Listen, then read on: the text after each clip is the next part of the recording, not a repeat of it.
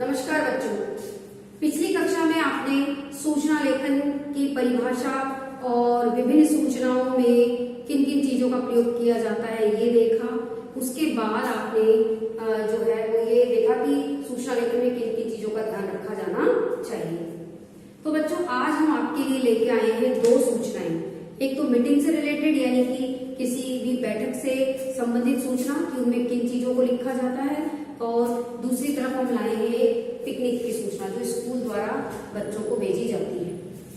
तो सबसे पहले सूचना लेखन में हमें ये ध्यान देना है कि क्वेश्चन किस चीज पर, किस विषय पर पूछा गया है, तो विषय की जानकारी हमें होनी चाहिए। और सबसे पहले हम ऊपर हेडिंग लिखते हैं सूचना, यानी सबसे पहले हम ऊपर हेडिंग डालते हैं जब सूचना लिखते हैं तो सूचना।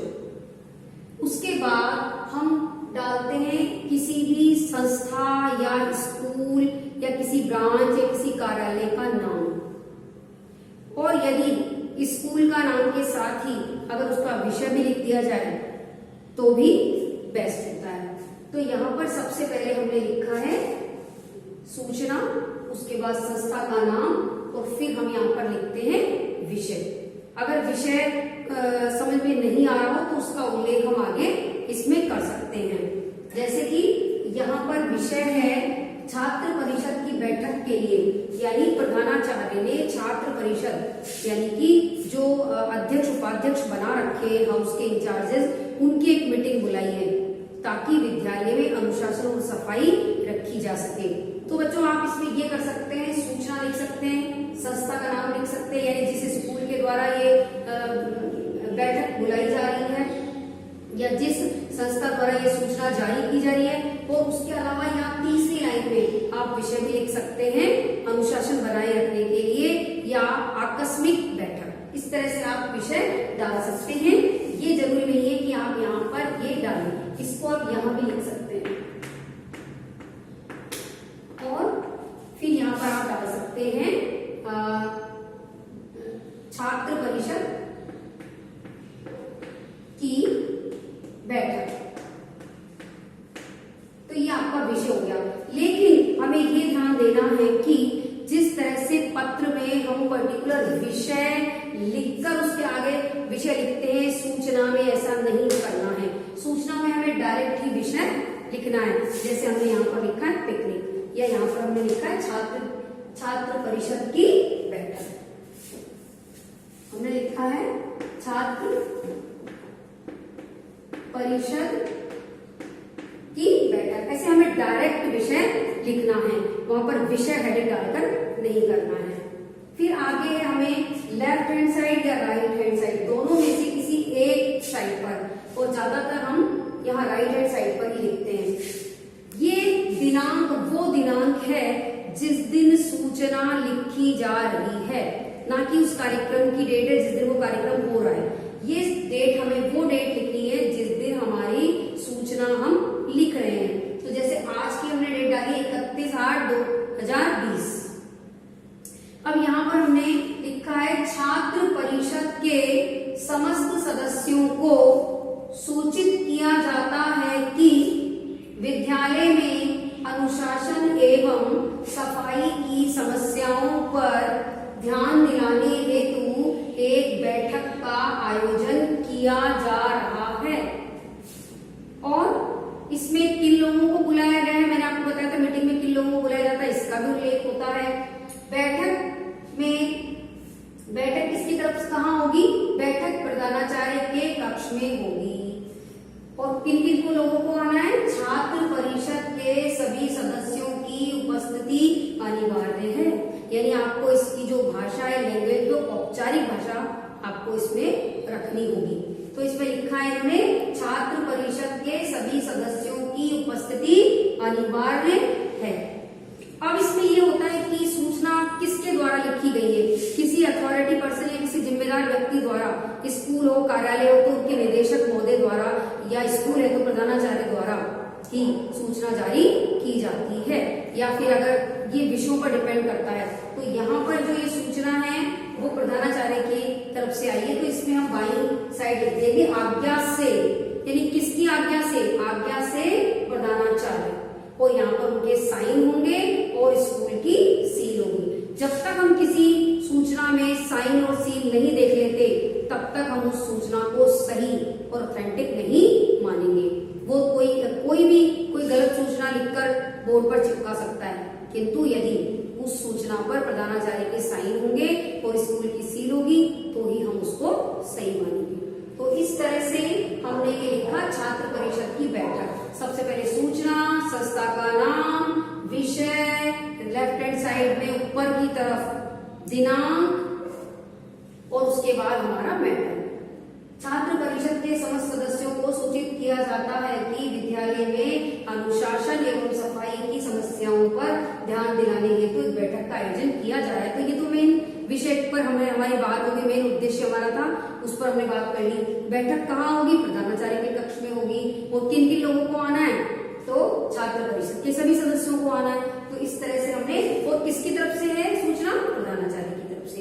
तो इस तरह से हमने एक बैठक की मीटिंग का एक फॉर्मेट देखा, एक उदाहरण देखा कि हमने किस तरह से सूचना लिखनी है। अब बच्चों हम दूसरे उदाहरण की अगर हम बात करें तो दूसरी उदाहरण है, स्कूल की तरफ से अक्सर आप लोगों को सबको ये सूचना देखने और सुनने को मिली होगी। सूचना कई बार हमें सुनाई जाती है किंतु फिर भी उसको रजिस्टर में और सूचना बोर्ड पर लगाना आवश्यक होता है। यानी आपको सूचना सुनाने से पहले उसे एक रजिस्टर में लिखा जाता है और एक सूचना बोर्ड पर भी उसको लगाया जाता है। तो बच्चों यहाँ पर अक्सर आपने पिकनिक की सूचना अपनी कक्षाओं में सुनी होगी। तो उसको लिखने का तरीका क्या हो सकता है देखते हैं। सबसे पहले जैसा कि मैंने आपको बताया, सबसे पहले हेडिंग आएगी ऊपर ही ऊपर सूचना। उसके बाद विषय लिखा है हमने, या हम संस्था का नाम भी लिख सकते हैं ऊपर। यहाँ पर हमने लिखा है विषय है हमारा पिकनिक, और फिर हमने संस्था का नाम लिखा है विश्व भारती पब्लिक स्कूल दिल्ली। ठीक है, यहाँ पर विषय बीच में भी आ सकता है और पहले थर्ड नंबर पर भी आ सकता है। फिर आपने वही दाहिनी साइड आपने लिखा है दिनांक। अब यहाँ पर पिकनिक की सूचना को लिखा है इन्होंने, समस्त विद्यार्थियों को सूचित किया जाता है। इसमें हम ये फेर भी कर सकते हैं कि पर्टिकुलर क्लास को हम पिकनिक ले जा रहे हैं तो उस क्लास का उल्लेख कर सकते हैं। इन्होंने यहाँ सारे विद्यालय के सभी विद्यार्थियों को संबोधित किया है, समस्त विद्यार्थियों को सूचित किया जाता है। आप इसको इस तरह से भी लिख सकते हैं, समस्त कक्षा 9 से 12 तक के विद्यार्थियों को सूचित किया जाता है। तो इस तरह से इसको दोनों तरीके से आप इसमें लिख सकते हैं। बस हमें ये देखना है कि क्वेश्चन किस तरह का हमें पूछा गया है, कक्षा 9 से 12 के लिए है या समस्त विद्यार्थियों के लिए। अगर इसका उल्लेख नहीं है क्वेश्चन में तो आप सभी विद्यार्थियों के लिए सूचना जारी करेंगे। समस्त विद्यार्थियों को सूचित किया जाता है कि आगामी 25 सितंबर। अब बच्चों इसमें हमें ये ध्यान रखना है कि पिकनिक हमें कब जाना है और सूचना कब जारी हो रही है। ये क्वेश्चन में अगर नहीं भी आया तो भी हम अगर अपने ही आइडिया से पिकनिक की डेट डिसाइड करेंगे तो कम से कम 20 से 25 दिन पहले सूचना जारी होगी, क्योंकि पिकनिक की सूचना आकस्मिक सूचना नहीं होती है। पिकनिक की पूर्व में पहले बहुत सारी तैयारियां की जाती हैं, इसलिए कम से कम 20 या 25 दिन पहले विद्यार्थियों को सूचित करना आवश्यक होता है। इसीलिए इन्होंने 25 सितंबर को पिकनिक का आयोजन किया है और यहाँ पर 5 सितंबर को सूचना जारी की है कि 20 दिन है, इन 20 दिनों में पिकनिक की तैयारी की जा सकती है। तो इन्होंने हमें ये देखना है कि पहले की दिनांक आएगी यहाँ पर परीक्षा में, अगर जब आपके पास ये आएगा तो इन्होंने पहले की दिनांक की है और ये आज परीक्षा का आयोजन पिकनिक का आयोजन करने जा रहे हैं 25 सितंबर। तो ये डेट्स का भी आप इसमें ध्यान रखेंगे। आगामी 25 सितंबर को विद्यालय पिकनिक का आयोजन करने जा रहा है। तो इस तरह से आप औपचारिक लैंग्वेज में लिखेंगे, जिससे संबंधित जानकारी निम्न प्रकार है। यानी पिकनिक से संबंधित जानकारी निम्न प्रकार है और ऐसे हेडिंग देकर आप पूरी जानकारी नीचे की तरफ देंगे। तो इससे संबंधित जानकारी निम्न प्रकार है। अब पिकनिक के बारे में हम लोग क्या क्या जानकारी लेना चाहते हैं, स्थान कहाँ है, कब जाएंगे, कितना अमाउंट है और कौन से स्थान पे जाएंगे तो वहां क्या क्या घूमेंगे, ये सारी क्यूरियोसिटी हमें रहती है। अमाउंट कहाँ जमा कराना है, कितना कराना है, कब कराना है, तो ये सारी जानकारी जो भी हम लोग पूछते हैं नॉर्मली, वो सारी जानकारी हमें नीचे लिखनी है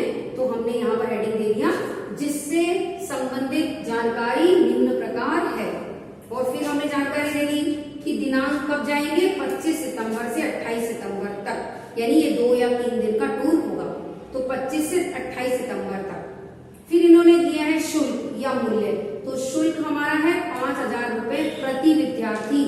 यहाँ पर ये भी लिखना है प्रति विद्यार्थी है, यानी एक विद्यार्थी के, तो इन्होंने यहाँ पे शुल्क भी लिख दिया है। वही दूसरा है स्थान। स्थान क्या होगा, यानी कहाँ जाएंगे, कश्मीर। और इसको अगर हम आगे बढ़ाने के लिए और इसको बड़ा कर सकते हैं कि कश्मीर में हम क्या देखेंगे, डल झील देखेंगे या किसी पर्वत पर गुलमर्ग, सोनमर्ग या कहाँ पर हम घूमने के लिए जाएंगे, इसका उल्लेख भी आप इस सूचना में कर सकते हैं। फिर यहाँ पर विशेष नोट डालेंगे, कुछ स्पेशल अगर आपको लिखना है तो आप नोट डालेंगे, इस तरह से नोट डालेंगे और नोट डाल के लिखेंगे इच्छुक विद्यार्थी 20 सितंबर तक अपने नाम कक्षा अध्यापक को देंगे।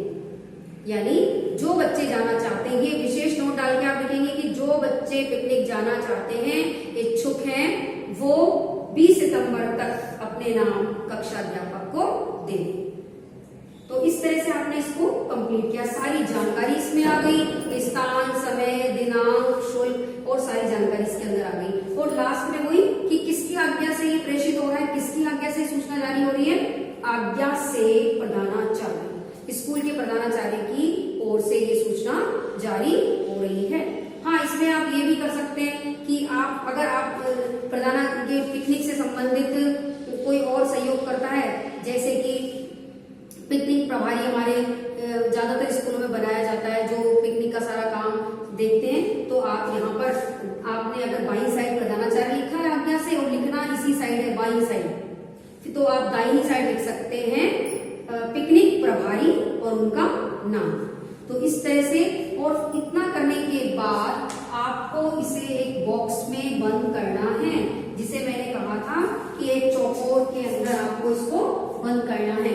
ये सूचना, इस सूचना को भी हमने यहाँ बॉक्स में बंद किया था। इस तरह से यदि एग्जाम में आप अपनी सूचना को लिखने के बाद बॉक्स में बंद नहीं करेंगे, चौकोर में बंद नहीं करेंगे, तो इससे आपका आधा नंबर कट हो जाएगा। तो यहाँ पर एक तो ये हेडिंग, सबसे पहले आप सूचना लिखेंगे, विषय लिखेंगे और संस्था का नाम लिखेंगे। अगर इसमें कहीं बड़ी ये 3 चीजें आना मुख्य रूप से है, सबसे पहले सूचना, संस्था का नाम और विषय, ये ऊपर नीचे हो सकते हैं पर ये तीनों चीजें आनी आवश्यक हैं। दाहिनी साइड, पेज के दाहिनी साइड दिनांक, और इस तरह से आपने इसको फॉर्मेट पे लिखना है, बाईं साइड जो आज्ञा से जिसके प्रेषित हो रहा है, और लास्ट में इसको एक बॉक्स में बंद करना है। डेट का, दिनांक का आपको ध्यान रखना है कि कौन सी चीज कब आयोजित हो रही है, उसकी दिनांक तो मध्य में आएगी ही सूचना में, किंतु जिस दिन सूचना जारी हो रही है उसकी दिनांक ऊपर की तरफ लिखी जाती है। तो बच्चों, आशा है आपको ये दोनों ही उदाहरण अच्छे से समझ में आ गए होंगे। अगली कक्षा में हम अन्य 2 उदाहरणों के साथ दोबारा आपके सामने उपस्थित होंगे। आज के लिए इतना ही, धन्यवाद।